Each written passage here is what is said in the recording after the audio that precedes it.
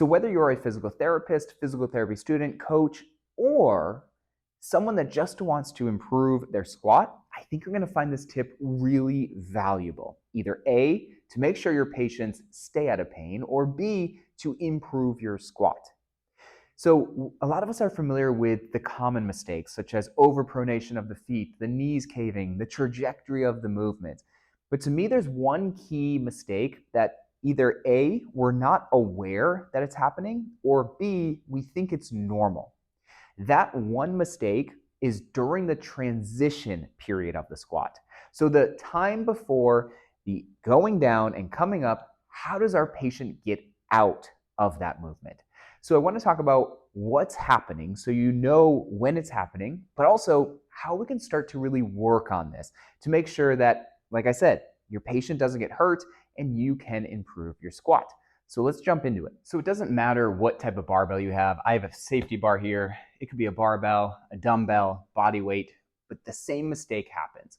So what I want to do is go through, jump under the bar here, and talk you through it.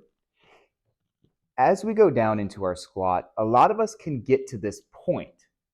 And then when we come out of it, there is a slight posterior weight shift. The knees rock back, the hips rock back, and then we stand up. What's happening here is that we are posteriorly weight shifting to create momentum, so that way we can generate power through the spine, use the posterior weight shift to then go anterior. It's just an easy way to find momentum, and happens all the time. It happens because we're not aware of it, or the weight's too heavy, or it's challenging. Now, I'm not saying that we shouldn't push ourselves or our patients. I'm saying we need to learn how to get out of that. So as we go down into it a little bit more one speed, you'll see a hip shift back and forward. It's almost a swoop, and it will be more subtle than this.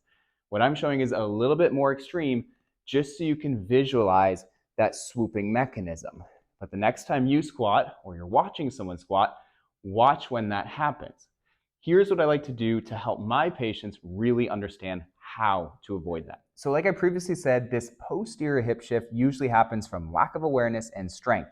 So these two exercises are going to work on those two aspects.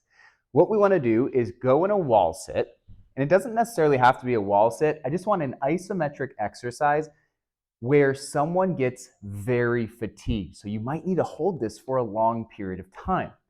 The goal is we're going to get really fatigued and then use assistance to make sure that the hip shift doesn't happen. So again, hold a wall sit, hold an iso lunge, something where the legs are really fatigued, and then go right into this next exercise. So we're jumping right into a TRX squat. All we're going to do is rock in between the transition and make sure that the knees are doing the right things, the hips are doing the right things, and we're not having that posterior weight shift. So all we're going to do is go extremely slow. And remember, you should be fatigued at this point. The legs should be shaking. We should really push that wall sit so that this is actually functional and practical to what it's going to feel like during your actual squat. So all we're going to do in this position is go to that end range, and as you come up, really push the knees backwards as the hips come forward. Everything's coming down together. And so we're going really slow. This is the awareness piece, and feeling the knees bringing us back, not the hip shift, not the swoop. The knees need to come back as the hips come forward. When things work at a 1-to-1 ratio, that's when we're going to avoid that unwanted hip shift. So you want to do this exercise until the point of extreme fatigue. Really teach yourself or your patient how to maintain that as you're under stress, as the legs are incredibly tired.